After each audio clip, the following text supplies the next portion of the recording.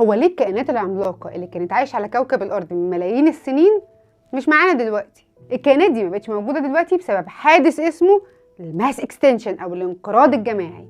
بص يا سيدي، الأرض عدت ب5 انقراضات جماعية، وأقول لك كلمة انقراض يعني النوع ده ما بقاش موجود خلاص، حصل حاجة جامدة جدا على الكوكب قضت على الكائنات دي. خليني قبل ما أبدأ أحكي لك على ال5 انقراضات دول أقول لك إن السبب الرئيسي في ال5 دول هو التغيير اللي بيحصل في نسبة ثاني أكسيد الكربون في الغلاف الجوي. واحدة من حوادث الانقراض الجماعي دي اللي قضت على الديناصورات. أول ماس اكستنشن عندنا هو الأردوفيشن ماس اكستنشن، حصل من 485 ل 444 مليون سنة فاتت، راح فيها 85% من الكائنات البحرية.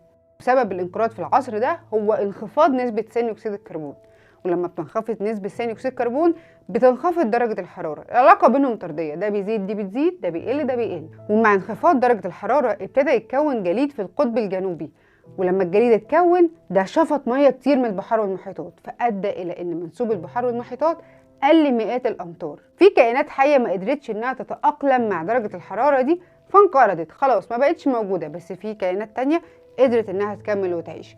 لكن بعد كده ابتدت درجة الحرارة انها ترتفع شوية مع ارتفاع نسبة ثاني اكسيد الكربون في الغلاف الجوي، ولما الجليد ابتدى ان هو يدوب تاني في المية ابتدت المحيطات انها تعاني من نقص الاكسجين، وبالتالي ده ادى الى الكائنات اللي كانت قادرة انها تتأقلم انها هي كمان تنقرض. وتاني انقراض معانا هو الليت ديفونيان ماس اكستنشن. لما اقول لك كلمة غريبة بعديها ماس اكستنشن اعرف ان الكلمة الغريبة دي هو اسم عصر جيولوجي في الليت ديفونيان، يعني الليت اخر عصر الديفونيان، وده اقل حادث انقراض جماعي حصل على كوكب الارض.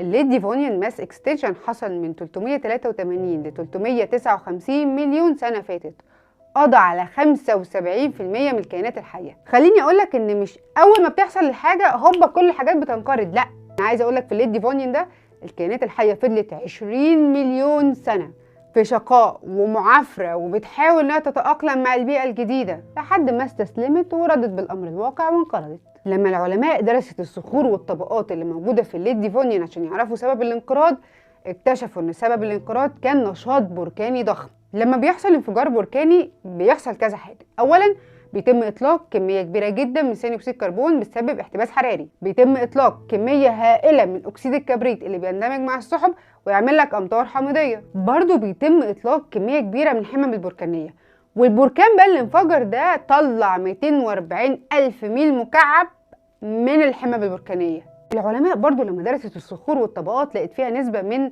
عنصر الإيريديوم. الإيريديوم ده مش موجود غير في النيازك لان هو موجود